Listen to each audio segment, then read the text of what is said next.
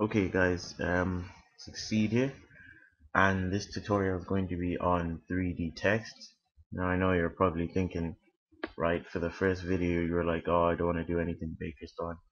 And Baker's already done 3D text, I know this. Baker's done it, but what I found is that, like, I wasn't even going to do this tutorial, but seeing as Baker didn't, like, do the 3D motion tracking of it, like, putting the 3D text into a cinematic, I thought, oh, I might as well finish it off because he kind of left it half baked. Excuse the shit joke.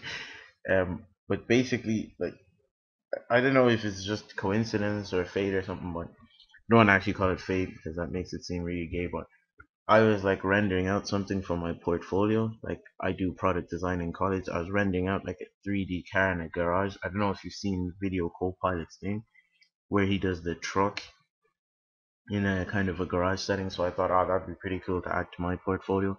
So I'm still working on like a car thing, and just as a test to send it out to a few people, see if they could give me, what the fuck is this? To see if they could give me like tips and advice on how to make the thing real. I just decided to render it out using Element 3D, and it literally only took 5 minutes. And at the same time, actually, Crisis, a clan member, was rendering out some text of his own, like some 3D text in a cinematic, and it actually took him like about, I don't know, 3 hours or 6 hours to render out his text, which is pretty fucking awesome. Like, I'll have to put the link here somewhere, probably about here or something like that, because the 3D text is unbelievable. But I got my car rendered out in 5 minutes, and I just thought it was criminal that it took him like 3 hours to render out some text. Now, I myself have done text that's taken like 6 hours to do, and having done the car, it's kind of fucking disgusting, as one of my friends would say, that it can take so long to do 3D text when a 3D car now with Element can take. And you might be thinking, oh, why are you showing me an Element tutorial? You have to pay for Element. You kinda don't anymore. Since I think about 5 days ago it's been cracked. I'll try put all the stuff you need. Like, is that message gonna keep on coming up the whole time I'm doing the tutorial? But you don't need to, like, you don't need to buy Element anymore. Like, even if you don't have CS6, you don't need to buy like a camera tracker, so you don't have to leave After Effects for this. And it literally only takes 5 minutes. I might just show you an example then of the car that I did. It's not great or anything like that. Like, but I'm just sending it out just to see like what people can think. Like, if you even see the front's not even done. There's no like material set on the front or anything like that. It's just really the paint and trying to get it to look real. And so, to show you what I've done before on Cinema 4D in terms of 3D text and the 6 hour 3D text that it took me, here it is. Now, it's pretty flat and boring, but because the color correction is all kind of like old film, like, you don't really notice that too much. And in fact, if you look at it closely, like the D is kind of inside a cone and right around this area as well. I forgot to feather the mask, but because it simply took so long to render the text or anything like that, I wasn't bothered. Now, I did even try to make the text shiny and stuff like that, add in reflections, but because I'm not a Cinema 4D expert, I'm more like in 3ds Max. I still can't even do shiny materials in 3ds Max, so I don't even know why I'm saying that, but it's like so hard to do, and Element just makes it so easy. So I might as well get to it and see like what you can get out of Element. Now, this isn't color corrected like the first text, but like straight away you can see the text is shiny and stuff like that. And for proof that, I don't know if some people are skeptical if it only takes 5 minutes, I let my render pretty much go to the end so that you can see, like, you can see the example loading up. And you might be thinking, oh, you can see the example, but if I play the video and get to that point, I could see most of the text. But that's because I like to press caps lock when I'm rendering on After Effects, so it actually doesn't render the image and makes it go faster. And you can see here the elapsed time is 4 minutes with 1 minute remaining, so it's literally like a 5 minute job. I know I didn't color correct it. I didn't even like change the brightness and contrast or anything simple like that, but I just wanted to show you the text alone will only add like, what, 5 minutes to the render. And the great thing about this tutorial is I'm also going to be showing you how to do animated text.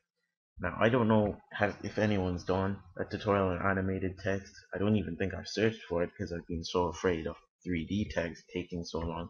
I've never done animated text, so here we go. Now that's literally my first try at animated text.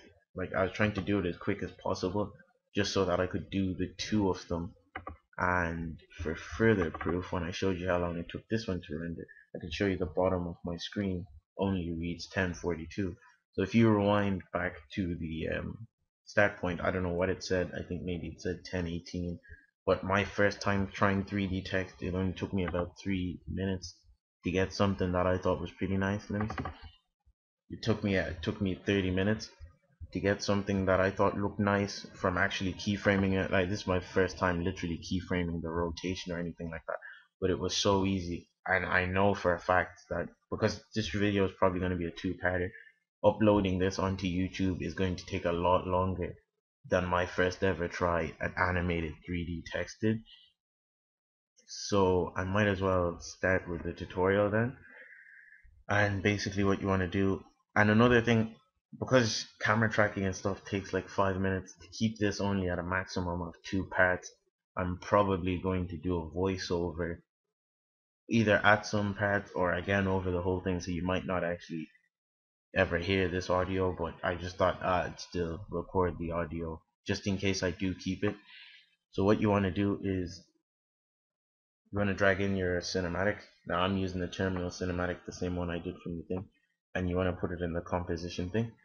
I'm pretty sure this is going to be tutorial 2, I think, in my thing, and I think in tutorial 1 I actually dragged in like audio first, and I lost out on like some edges of the screen because the composition settings for audio aren't like, they're not 720p, so I lost out on the edges of the thing. I think they might be 480 or something like that. But if you guys are getting like missing edges, you just want to make sure you're on the composition and you click Control K to bring up the composition settings and set it to the settings of your clip. So once you've got the clip thing, I'm actually on CS6, so I'm able to use the built-in After Effects camera tracker. If you don't have CS6, you can still camera track stuff inside of like CS5 or whatever you have with the camera tracker from the Foundry. The camera tracker from the Foundry is probably actually better than the CS6 camera tracker. Yeah, simply because the Foundry's one works like a lot like Buju. It like gives you a lot more dots, and it's just like it lets you like mask out like people. Like, let's say if a guy walked in to your clip, you could actually mask him out, and you could still camera track the 3D thing. Now probably CS6 would die if you put in like a moving guy walking past the camera. And basically what I'm trying to do here is stall for time so that the camera tracker will finish while I'm still talking and I won't have to cut this bit out. But I probably I probably will have to cut some bits out of this tutorial, but hopefully it does it fast enough that I don't have to. Oh, and there you go. It actually tracked the camera quick enough. What's nice about this cinematic is that you get a lot of points for After Effects CS6.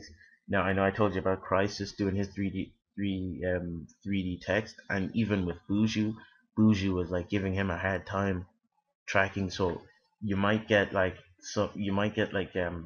on CS6 here with the built-in camera tracker, like sometimes it just won't give you any good points that stay still.